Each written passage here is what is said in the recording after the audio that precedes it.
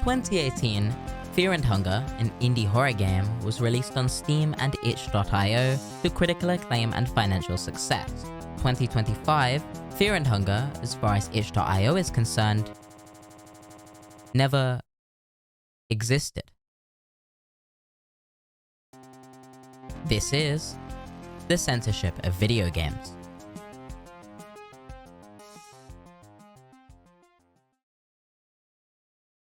Fear and Hunger, released on the 11th of December 2018, felt like it became a cult classic with horror aficionados overnight, becoming inescapable in their communities and in YouTube's algorithm. It felt like almost every creator I watched was talking about how good it was, with multiple videos about Fear and Hunger and Fear and Hunger 2 Termina holding over 5 million views each. For a while, it held that spot that few indie games ever reach. At the recommendation of a few friends, I checked it out, and I liked what I saw.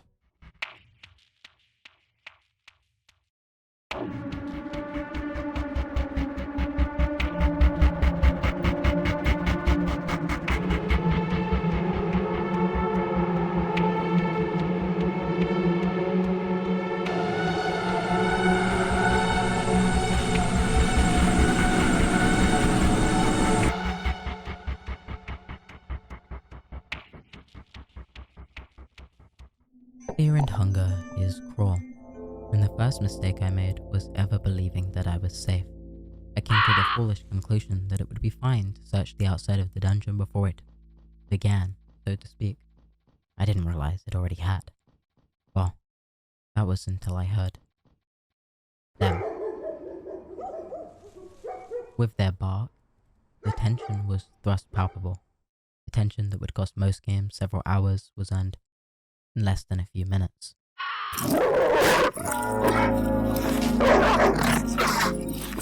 Thrust into an encounter that I was not prepared for.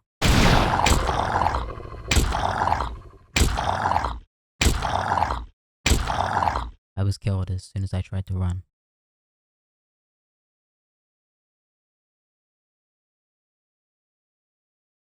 I had no chance, and past that point, cherished the feeling of isolation, because I knew that I would never be safe. The next attempt, I went straight through the door. Whatever was in there couldn't be worse than what was out of it. I thought it was silent, too silent as I walked the hall. Then I realized why. A drop of sweat, which had ran down nose, parted as it hit desk. I was now face to face with one of the prison guards, colossal and grey, measuring the proportions of my body. I was then prompted to pick which of his limbs to sever first, but the task felt Herculean, and one coin flip later, I had been surmounted.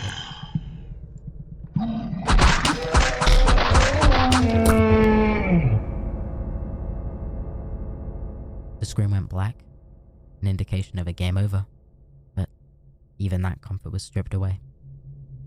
I woke to the rotten embrace of flesh, after a form of sick and inhumane torture, 2 legs and 1 arm short. I tried to crawl out, but it might have been better to learn the lesson then and surrender to that fate. The Hall of Flesh, that should have been an exit from the suffering, a class on all the people who had faced the same fate before I'd arrived. What I saw next was regret. And when it hit back,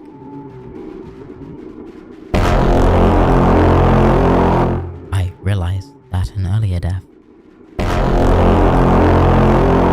would have been a mercy.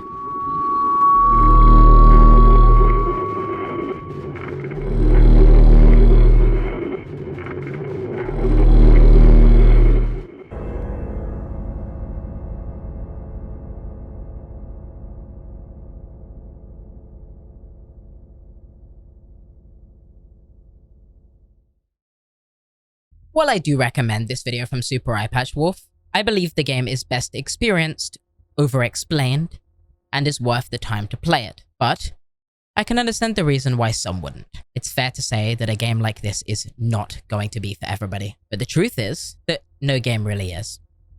And it should be your choice to play it or not, but it isn't. Fear and Hunger was de-indexed on itch.io, which means it can't be found even if searched for on an 18+ account. It doesn't exist on the platform, at least to a normal user. You can still purchase it, but you need a direct link to see it.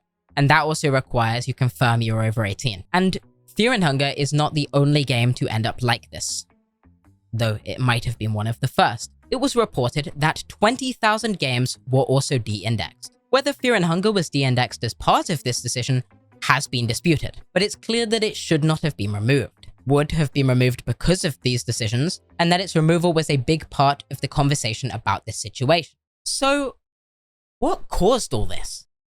July 11th, 2025, an open letter from Collective Shout was published. Collective Shout, Australian, founded by Melinda Tankard-Rice in 2009, herself described as an anti-abortion feminist and anti-pornography activist, have often been successful and had media attention for their work. KFC apologized to Collective Shout for a sexist advertisement back in 2020, and they tried to have Tyler the Creator's visa revoked back in 2013, with his Australian tour cancelled in 2015 over reported conflict with Collective Shout. Their letter drew attention to one game in particular on both Steam and itch.io. No Mercy. No Mercy was the first work of Zerat Games, released in March 2025 to Steam and itch.io from a developer and publisher so small and basically unknown that their name would otherwise not even be worth a mention. And trust me, you can tell.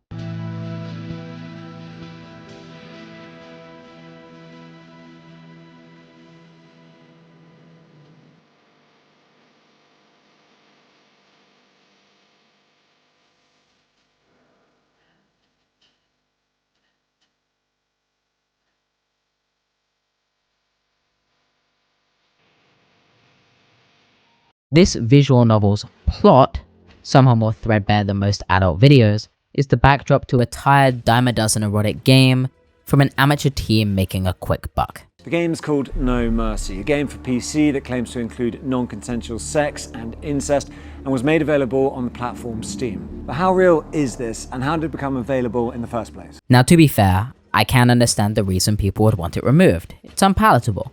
But to pretend this was more than rushed out, half-baked drivel cherry-picked for a quick headline is to be dishonest. This is contributing to real-life violence against women and girls, an epidemic of violence against women and girls in Australia and around the world. It hit a peak of 500 concurrent players. 500. That's not a lot. And it only reached this peak because Collective Shout's article about it was published on the same day. After the outrage that the game caused, No Mercy was first blocked on Steam in the UK, Canada, and Australia. And eventually, it was removed from the platform altogether. It was removed from Steam on April 10th, 3 days after Collective Shout first talked about it. And it was removed from itch.io on April 17th, 3 months before Collective Shout's open letter that caused the removal of 20,000 games from itch.io was published. Why should the gaming industry be a law unto itself? It needs to be reined in, and community well-being, the well-being of vulnerable women and girls needs to be put before the vested interests of global corporations worth billions of dollars who don't care about women and girls. The honest truth is, it would have been forgotten by now, had it not been used to stir up controversy several months after it had been removed from both of the platforms scrutinized. While it was the main focus of the letter, there was also an emphasis on hundreds of other games with similar content that were allowed on the platform. At the end of this letter was a request that you demonstrate corporate social responsibility and immediately cease processing payments on Steam, itch.io, and any other platforms hosting similar games. This statement is in line with their 2014 protests of Grand Theft Auto because it, quote, encouraged players to brutally murder women for entertainment, unquote, which they claim caused Target and Kmart to stop selling the game for that year, and their 2018 petition to ban the sale of Detroit Become Human over the inclusion of a scene that depicted child abuse, but that petition wasn't successful. July 18th, 2025, Steam made a statement to PC Gamer. We were recently notified that certain games on Steam may violate the rules and standards set forth by our payment processors and their related card networks and banks. As a result, we are retiring those games from being sold. Steam complied with this demand because the loss of payment methods would prevent customers from being able to purchase other titles and game content. They reported up to 400 plus games were removed. July 24th, 2025, itch.io published an update on NSFW content. We have de-indexed all adult NSFW content. We understand this action is sudden and disruptive. We are truly sorry for the frustration and confusion caused by this change. Recently, we came under scrutiny from our payment processors regarding the nature of some content hosted on itch.io, due to a game titled No Mercy, which was temporarily available on itch.io before being banned back in April.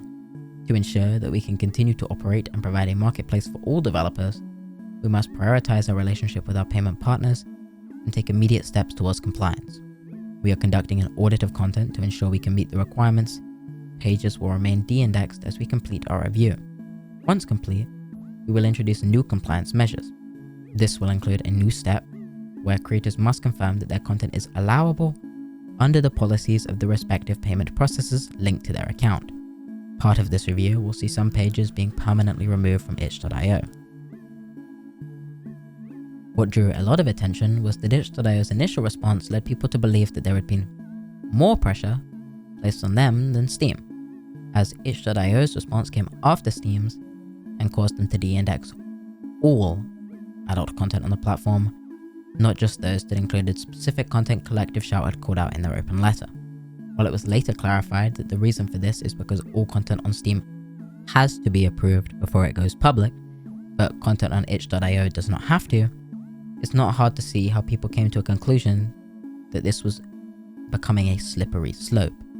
That because these platforms kowtowed to the demand, they could then demand more content be removed in the future. Pointed out in several news articles that asked whether it should be the choice of a bank to stop a consumer from using their own cash to purchase a legal product, or whether vendors should have complied with these demands at all, considering the risk that there could be further restrictions implemented later. PC Gamer: I'm not sure it's any processor's business to stop people buying this. Polygon: amid all of these actions, payment processors insist that if the product is legal, they do not tell vendors what they can or cannot sell. Whatever the case, Valve's rules for platforming a game now vaguely state that the content must follow rules set forth by payment processors. GamesHub: this calls into question if organizations have made the right choice by relenting to pressure. Financial incentives may have left them with little choice, but it is nevertheless worth considering if there is a reasonable end in sight to Collective Shout's demands for censorship. While the removal of adult content on itch.io probably won't last forever, free adult content has already been re-indexed as of the end of the month, and adult content that should not have been removed from Steam might return to the platform. This has still caused a massive shift in the market, and the fact this approach was shown successful indicates that it could be used in the future to cause further changes. There was some confusion in reporting though. A good example of that was mouthwashing, the developers of which even spoke out and claimed that the game was removed because of this change in platform content. This claim was later retracted when itch.io responded and claimed that it was de-indexed because it linked to a Steam page instead of selling the game on their platform. However, the point has been made that this difference did not change much, and just like Fear and Hunger, this game would have been de-indexed because of this change if it had not been removed for other reasons. To most, the sentiment was more important than the specifics. But this isn't the first time something like this has happened, and it won't be the last. To understand the problem, there are 3 examples, turning points, which should be mentioned, to form a picture of how we reached the point we're at now with video game censorship. Death Race is the first well-known example of a video game being censored. An arcade game released in 1976, it saw a heap of criticism because of the choice to include content that was centered around killing humanoid figures. As the Video Game History Foundation states in their article, The Media vs. Death Race was condemned by journalists and politicians and pulled from arcades. The first time a video game caused a moral panic. Looking back at the game now, it's kind of hilarious to think about a group of journalists and politicians taking a look at this racing game that included some pixelated violence and thinking that content was problematic. Mortal Kombat, Doom, and Night Trap, all released between 1993 to 1994, found themselves right in the middle of a culture war over whether video games caused violence due to their graphic content.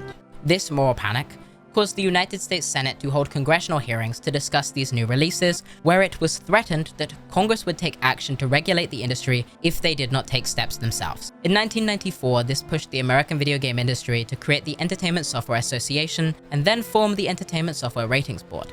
And now we have these stickers. In 1994, the Australian Classification Board also introduced this, but they took it further.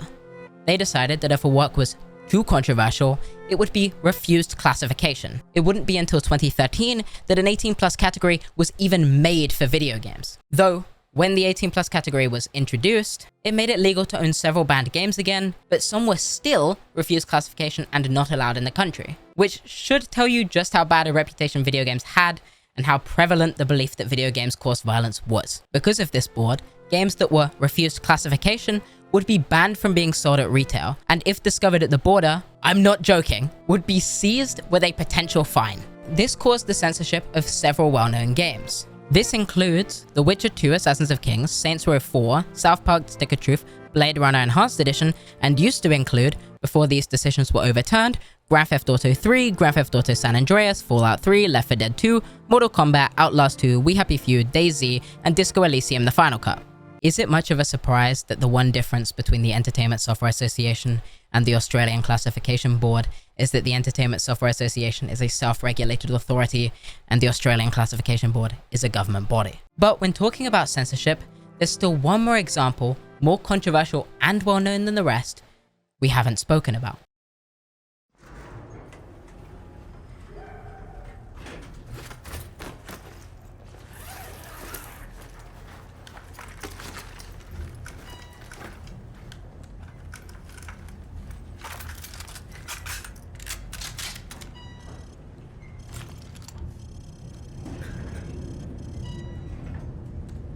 Z nami Bóg.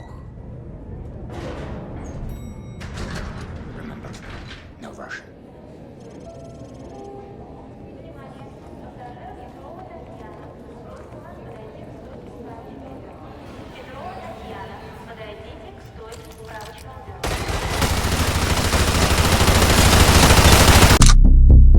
No Russian. Civilian casualties will not be tolerated. Familiar words now absent. You have an excuse. You had to maintain cover. If that will help you sleep at night. It might be true this isn't your fault. That you needed to remain undercover. That you think you can justify this. But will these innocent people forgive you? You can choose not to pull the trigger. But the truth is, you can't tell yourself that this wasn't your fault. You watched. You could have stopped this, but you didn't. You were complicit in their murder. Men, women, and children. You might as well have killed them yourself. This is your fault. As an undercover agent, you were forced to take part in the Moscow airport terrorist attack. These civilians didn't stand a chance. Their bodies are all that's left behind once it's over. You can't help but wonder what the phrase he said at the start meant though. No Russian? Why? This is a message. The Americans thought he could deceive us. When they find that body, all of Russia will cry for war.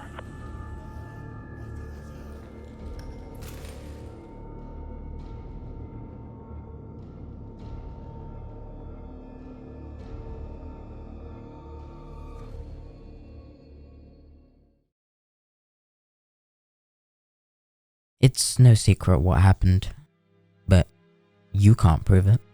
You were the sole witness. Now another Russian body. Then it makes sense. No Russian. He spoke in English, used American guns, and he brought you on this mission knowing you were a spy. You were set up. Russian civilians killed by American terrorists. That's the story people will be told. You started a war. This is your fault. I'm sure that even if you've never played Call of Duty, No Russian is still familiar. This mission, infamous in online circles, is considered the single most shocking and well executed in the entire franchise. It's also not hard to see the problem people could have with it, and it was no surprise that some would call for it to be censored. No Russian was not the first, but it was the most well known. This mission is controversial, but it wasn't made for that reason. It was clear that they wanted to say something. They wanted to talk about war. War has, in a historical context, been propagandized, made to seem fun. The Battle of the Somme in 1916 was a war film that influenced a change in how war was perceived. A few parts of the film were acted, but most of it was real, and depicted this conflict in graphic detail. This film was the first time people at home could see soldiers in the trenches, guns firing, and wounded men, and showed death and injuries on both sides of the war. This film is not perfect, and did not show the worst of this conflict, but it was a start. More than 20 million tickets were sold in the first 6 weeks after its release, making it one of the most seen British films in history. That famous recruitment poster, "Lord Kitchener wants you," has a much different meaning to those who knew what was wanted of them. The Yorkshire Evening Post published a comment from the Prime Minister after this film released. "If the exhibition of this picture all over the world does not end war, God help civilization."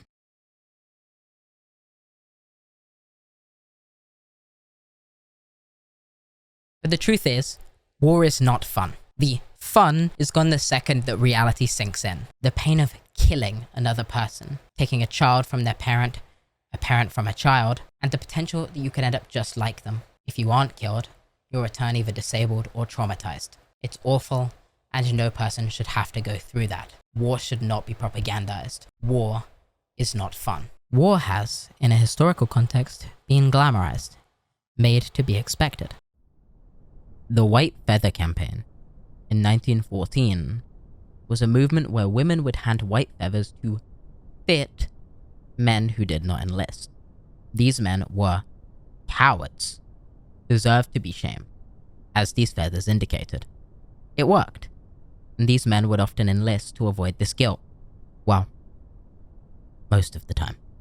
Robert Grieve was a disabled man, thus unfit to enlist. That did not matter.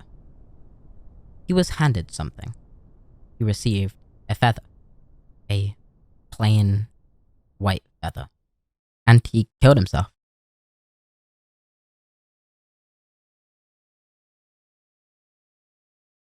But the truth is, participation shouldn't be expected. The White Feather Campaign, one example of that. This movement made several men commit suicide, and that's no shock. Robert Grieve's the most known case, but there are several other examples. I can't imagine the pressure these people felt, how cruel this was, with little choice left. War is not glamorous. War shouldn't be expected.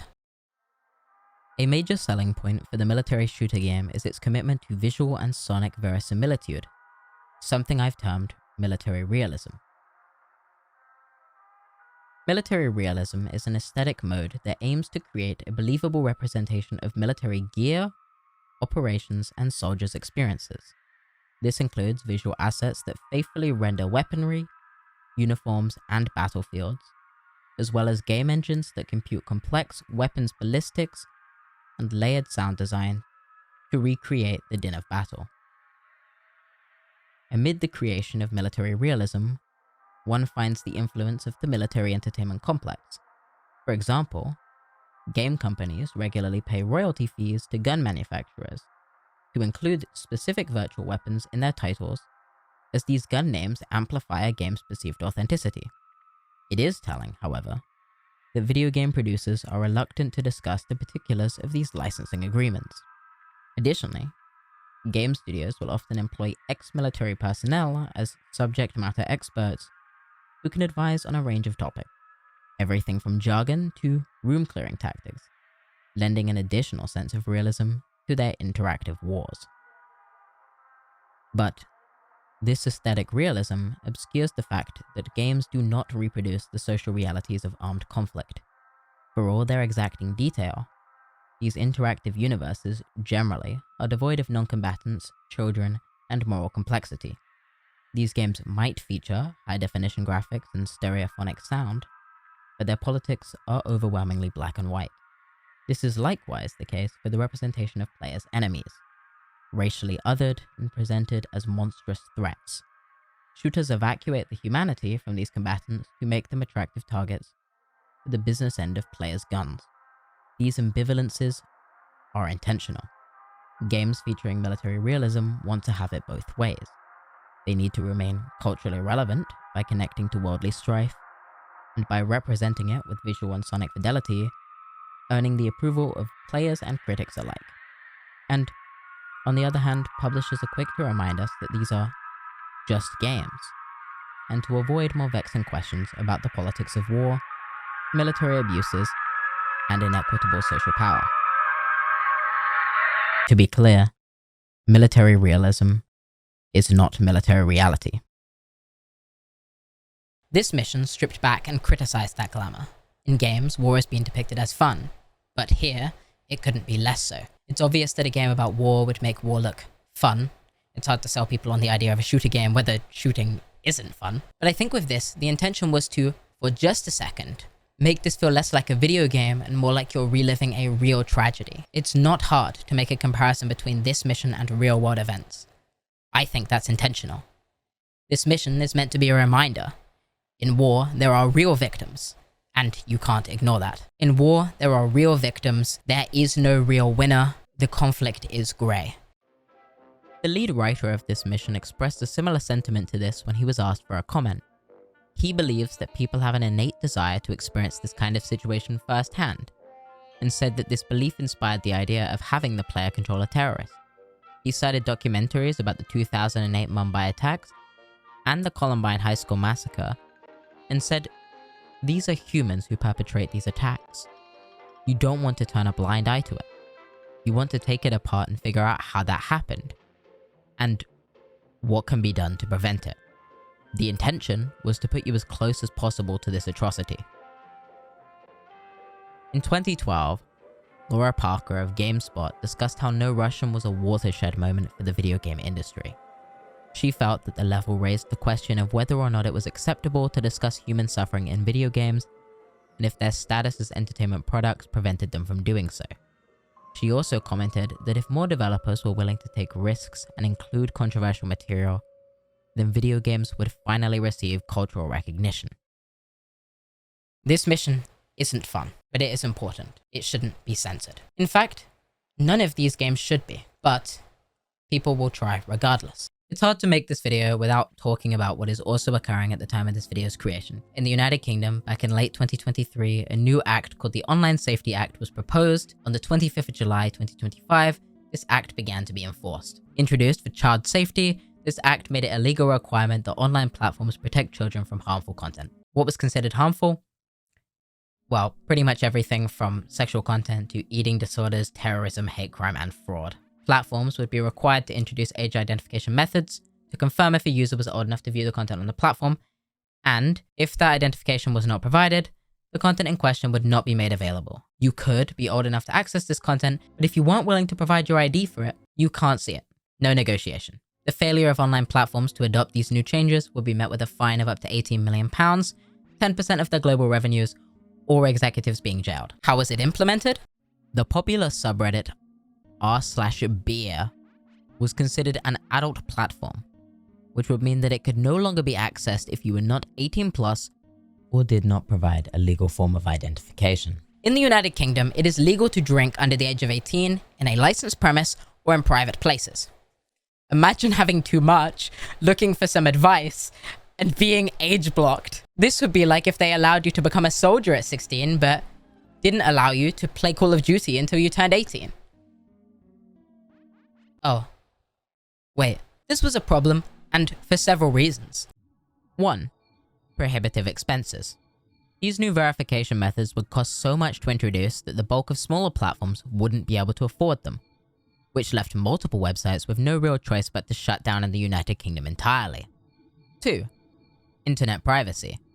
These new verification methods would mean the death of internet privacy, being required to provide a form of legal identification would mean that it would now be almost impossible to access the internet without all of the content posted being attached to a name, address, or government ID. This has actually already been proven, with 1.5 terabytes worth of government IDs submitted to Discord being leaked and Discord now being extorted over them. 3. Free internet. These new verification methods would mean that information would no longer be free to access, as Wikipedia later criticized. They said this act was harsh, failed to distinguish between commercial tech giants and public knowledge projects, refused to introduce identity checks over concern about data minimization, privacy, and editorial independence, and threatened to take Wikipedia offline in the United Kingdom if forced to introduce these new requirements. But what about video games? Well, most platforms have now introduced these age verification methods to restrict mature content, including Steam. This did not restrict just sexually explicit content. This has included most adult-rated games. But this isn't just a problem in the United Kingdom. Several other countries have now drafted their own version of this act, including the European Union and the United States. This is a concern. Our concerns on the looming threats to Wikipedia and its contributors remain unaddressed, said Phil Bradley Schmeig, lead counsel at the Wikimedia Foundation. We are taking action now to protect Wikipedia's volunteers, as well as the global accessibility and integrity of free knowledge. We call on the court to defend the privacy and safety of Wikipedia's volunteer contributors from flawed legislation. But this isn't just a problem in the United Kingdom, and before the conclusion of this video, I feel there's a few more similar topics around the globe I need to talk about, but specifically on new legislation in the United Kingdom, Australia, and the United States. In the United States, there has been discussion over the introduction of an online safety act similar to in the United Kingdom, where you'd be required to provide your ID to access multiple online platforms. In Australia, the Online Safety Amendment has been introduced, which is a restriction to keep people under 16 from being able to access certain social media platforms, including Twitter, Instagram, YouTube, and Twitch. There is nuance to the discussion. There are some fair arguments for why a platform like Twitter, for example, should be restricted to people over 16. However, with most of these examples, the restrictions seem overbearing, and another example of developing censorship. YouTube, for example, is a crucial resource for information, as important as a platform like Google, an archival space for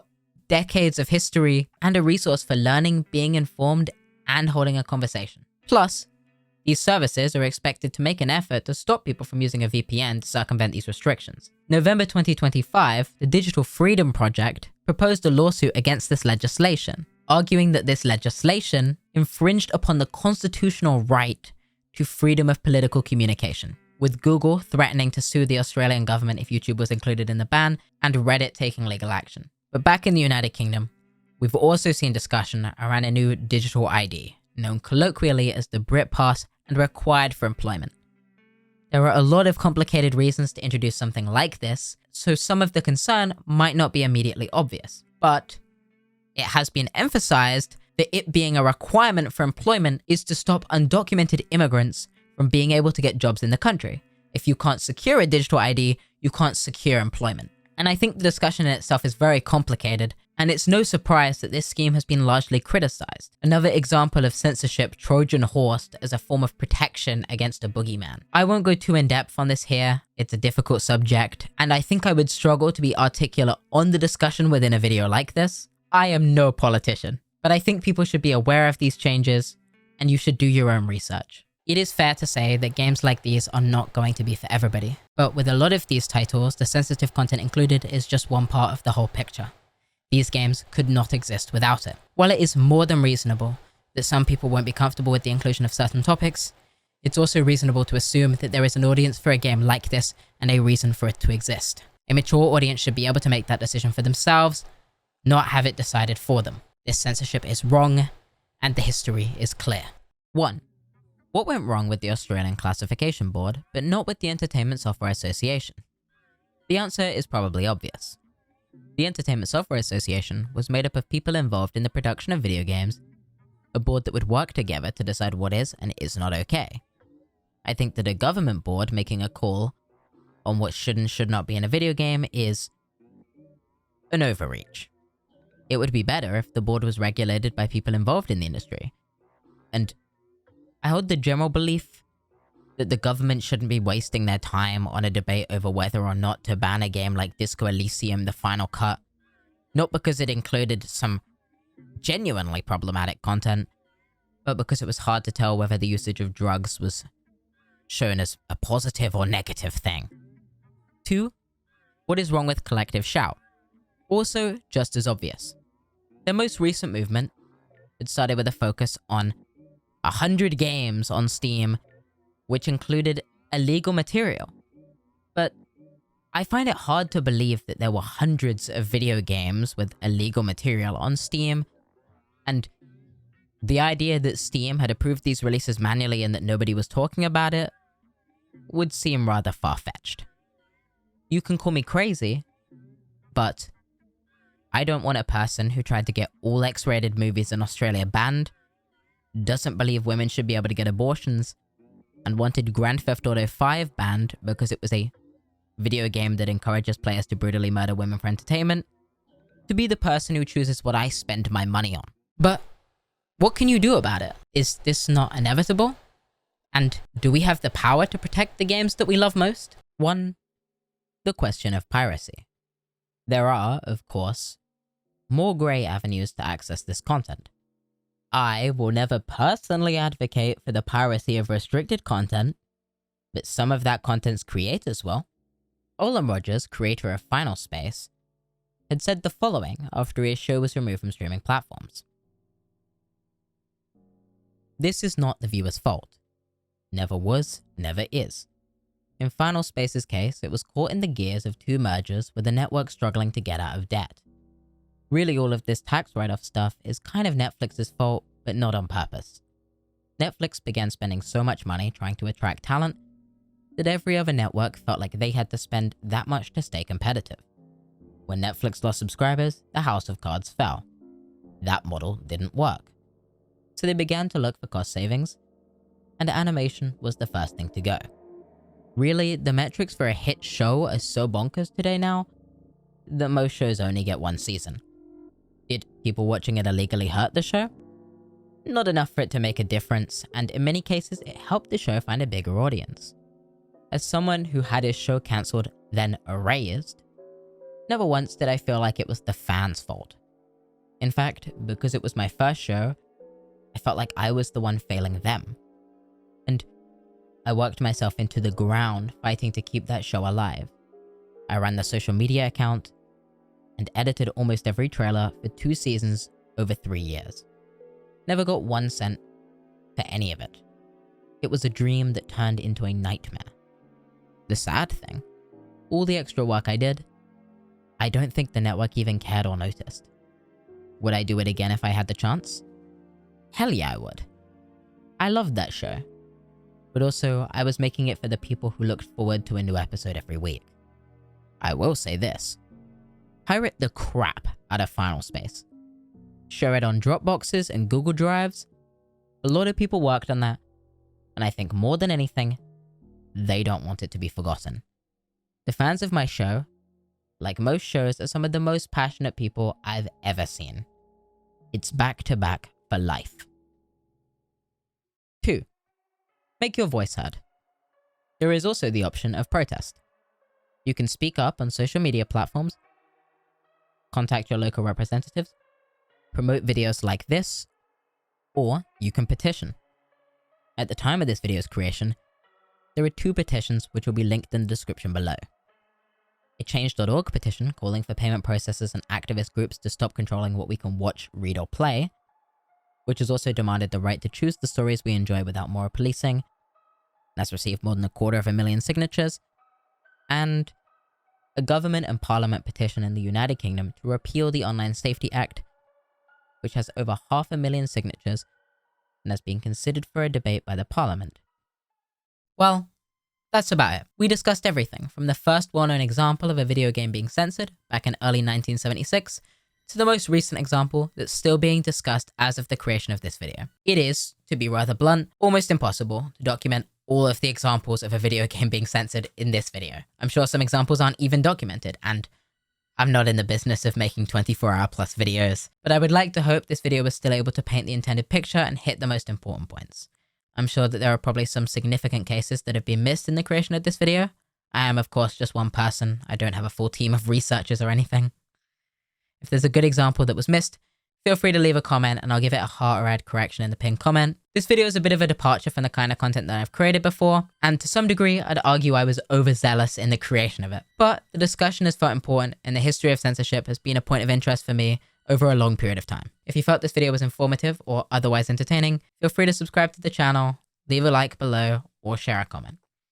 I have a Twitch where I've been streaming games from time to time, at HarleyTBS if that would interest you. Now, there's something a little more personal I'd like to talk about before I end this video. During the making of this video, I was hospitalized over some complications with my appendix. I won't get too in-depth, but I'm fine. Everything seemed to be okay. However, I think that medical scare put a few things in context for me. I hadn't slept the night before I was hospitalized because I spent hours working on this video, and given this video took 6 months to make, I think it's become evident to me, for several reasons, that I need to start hiring people to work on these videos with me, and that in some aspects, I need to shrink the scope of these videos because I'm struggling to nail the execution, just as one person, and they're taking too long to finish. It should also be said that during the creation of this video, I have started the process of moving house. There's been a lot going on in my personal life. 6 months is a long time, who could have guessed? But hopefully, by the next video, I'll have some of the stuff I wanted to get sorted, and things will be looking up. That's all for now, at least. Thank you for watching. I'll see you next time. Peace.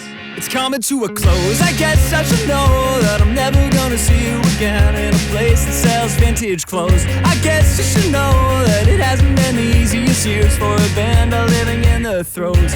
And then I see a smile between repetitive aisles of flannel shirts, and I thought you would show like a beautiful ghost caught in a saving throw. And I don't even care that it's over, and I don't even care there's a wall. And I won't ever look back for answers, and I won't ever look back at all. It's coming to a close. It's coming to a close. It's coming to a, I guess I should know that the softer every phase the words remain as shown in the summer snow. Well, it hasn't been the easiest years in a life that hasn't let you go. And then I see a smile between repetitive aisles of well-worn dirt, and I thought you would show, I thought you would show, I thought you would show. And I don't even care that it's over, and I don't even care there's a wall. I won't ever look back for answers, and I won't ever look back at all.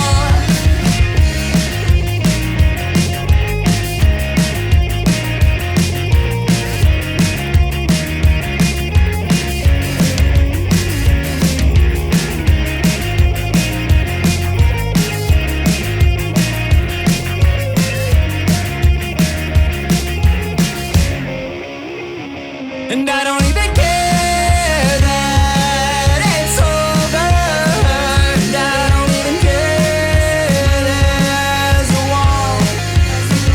And I won't ever look back in anger, I won't ever look back at all.